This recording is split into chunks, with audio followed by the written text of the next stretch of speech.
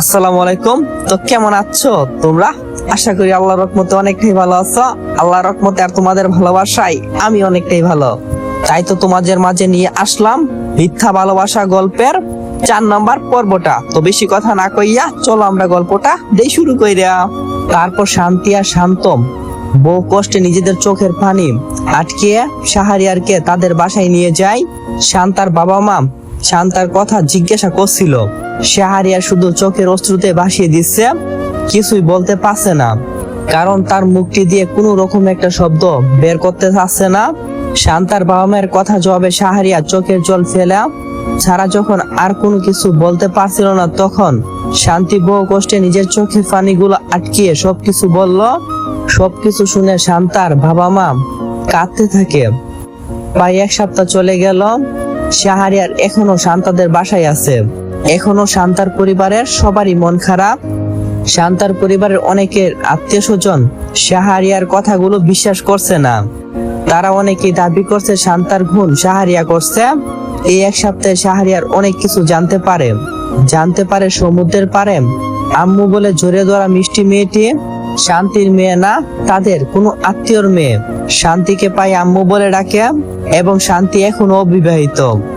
1 সপ্তাহ 1 দিন পর শাহরিয়ার শান্তাদের বাড়ি থেকে নিজের বাড়ি অর্থাৎ শহরে চলে আসে এবং যাওয়ার আগে তাদের প্রত্যেককে সাবধান থাকতে বলছে, কারণ শাহরিয়ার এখন যুদ্ধের ময়দানে নামতে যাচ্ছে। ঢাকায় এসে শাহরিয়ার এক এক করে তার ভাইয়ের কোম্পানিগুলোকে দখল করে নিচ্ছে। প্রায় অর্ধেক সম্পত্তি শাহরিয়ার দখল করে ফেলে, যা একসময় শাহরিয়ারই ছিল, কিন্তু মিথ্যা ছলনা কায়দা করে তার কাছ থেকে নেওয়া হয়েছিল। এদিকে কে বা কারা ধীরে ধীরে তাদের সব সম্পত্তিগুলো দখল করে নিচ্ছে। ভাবতে ভাবতে হতবাক হয়ে যাচ্ছে শাহরিয়ার 2 ভাই আর 2 ভাবি।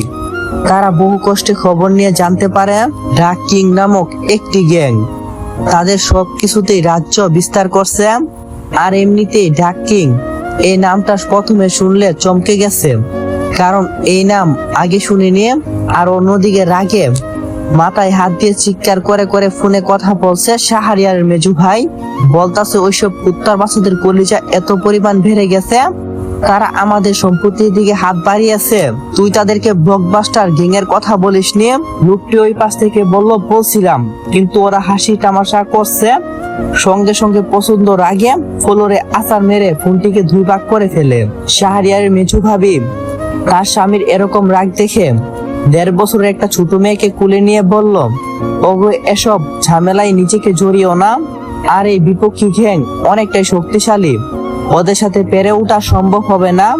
যদি তারা আমাদের এই ছোট্ট নির্দোষ মেয়েটার কোনো ক্ষতি করে, আমি জানি গুন্ডা মাস্তানরা ছোট ছোট মেয়েগুলোকে সর্বপ্রথম টার্গেট করে রাখে। আর তুমিও তো একটা মাস্তানি, আর তুমি তো সবসময় ছোটখাটো মেয়েদেরকে টার্গেট করো। অনেক অন্যায় কাজ করছো, তাই বলছি ওদের সাথে ঠিক মতো কথা বলে দেখো, কোনো কারণ খুঁজে পাও কিনা। সবকিছুতে একটা মীমাংসা আছে। ডাকিং এর বিরুদ্ধে লাগাটা ছেড়ে দাও। হঠাৎ করে শাহরিয়ার বড় ভাবি এসে বলল, ছাড়বে মানে? কোনো ছাড় নেই। ওই ডাকিং এর এত বড় সাহস কি করে হলো আমাদের খাবারের দিকে হাত বাড়ানোর? মিমি সুলতানা মানে শাহরিয়ার মেজু ভাইয়ের স্ত্রী বলল, এসব ঝামেলায় যদি আমার নিষ্পাপ মেয়েটির কিছু হয় তখন? আর হ্যাঁ, তুমি কি করে বুঝবে মাতৃত্বের ব্যথা? তুমি তো একটা অলক্ষণে কখনো মা হতে পারোনি। মিমি সুলতানার কথা শুনে রাগের বসে 2 থাপ্পড় মেরে দেয় তার বড় ভাবি। থাপ্পড় খেয়ে মিমি সুলতানা দূরে ছিটকে পড়ে যায়। তারপর তার কোলে থাকা তার মেয়েটি পোলরে পরে গড়াগড়ি করে কাঁদতে থাকে। শাহরিয়ারের বড় ভাবি সেদিকে না থাকে রাগে গজগজ করতে করতে সেখান থেকে চলে যাওয়ার সাথে মিমি সুলতানা পোলরে পরে থাকা শিশুটিকে উঠিয়ে নিজের বুকে জড়িয়ে নিয়ে তার স্বামীকে বেশ রাগী গলায় বলল, ছি, তোমার সামনে তোমার বড় ভাবি আমাকে থাপ্পড় মারছে, তুমি কিছুই বললো না? এ কেমন স্বামী তুমি? মেজু ভাই বলল, এখানে আমি বা কি করব? তুমি তো ভালো করেই জানো যে ভাবি আমার মায়ের মতো, আর মা নিয়ে কথা বললে তো ভাবি রাগ করবেই। তা জানা সত্ত্বেও তুমি কেন কথাটি বলতে গেলে? কি দরকার ছিল এরকম কথা বলার? নিজের স্বামীর কথা জবাবে মিমি সুলতানা আর কিছুই বলল না। দ্রুত সেখান থেকে তার রুমে চলে গেল। বিকালবেলা নিরিবিলি বাসায় এক কোণে বসে আছে শাহরিয়ার। খুব একা একা লাগছে তার। শান্তাকে হারিয়েছে সে আজ বড় একা। যদি আজ শান্তা বেঁচে থাকতো তাহলে বোধহয় তার আর একাকিত্ব থাকতো না। হঠাৎ করে শাহরিয়ার ফোনটা বেজে উঠে। শাহরিয়া বিরক্তি মাথায় ফোনটা রিসিভ করে বলল, কে? ওই পাশ থেকে বলল, আমি শান্তি। শাহরিয়ার বলল, ওহ আচ্ছা আপনি? শান্তি বলল, হ্যাঁ। তো দুপুরের খাবার খেয়েছেন কি? শাহরিয়ার বলল, না। শান্তি বলল, কেন? শাহরিয়ার বলল, খেতে দেওয়া সেই মানুষটি যে আর নেই। শান্তি বলল, চুপ। আর কোন কথা না বলে চুপচাপ দ্রুত খেয়ে নেবেন। আফসোস লাগে ভাই, এরকম গল্প বলতে গেলে হালার আজ পর্যন্ত নিজের লাইফে এরকম কাউকে পাইলাম না যে এমন ভাবে কইব আর একটুখানি ভালোবাসবো। তো বেশি কথা না কইয়া চলো আমরা গল্পটা আবার কন্টিনিউ করি। শান্তি বলল, চুপ। আর কোনো কথা না বলে চুপচাপ দ্রুত খেয়ে নেবেন, কেমন? তারপর শান্তি শাহরিয়ার সাথে আরো কিছুক্ষণ কথা বলে ফোন কেটে দেয়। পরের দিন সকালে আবার শাহরিয়ার ফোনটা বেজে উঠে এবং রিসিভ করে শাহরিয়ার যা শুনলো, শাহরিয়ার রুহটা যেন কেঁপে উঠে।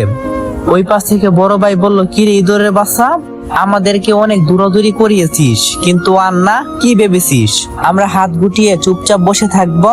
মনোযোগ সহকারে শুন, তোর স্ত্রীর পরিবারের সবাই এখন আমার কাছে বন্দি আছে। যদি তাদেরকে মুক্ত করতে চাস তাহলে আমার কাছে চলে আয়। আসসালামু আলাইকুম। তো দেখতে দেখতে 4 নম্বর পর্বটাও শেষ, আর মাত্র একটা পর্ব বাকি আছে। কারা কারা গল্পটা দেখতে চাও আর কে কোন জায়গা থেকে গল্পটা দেখতেছ অবশ্যই কমেন্ট বক্সে কমেন্ট করবা। তো ভালো থেকো সবাই, আল্লাহ হাফেজ।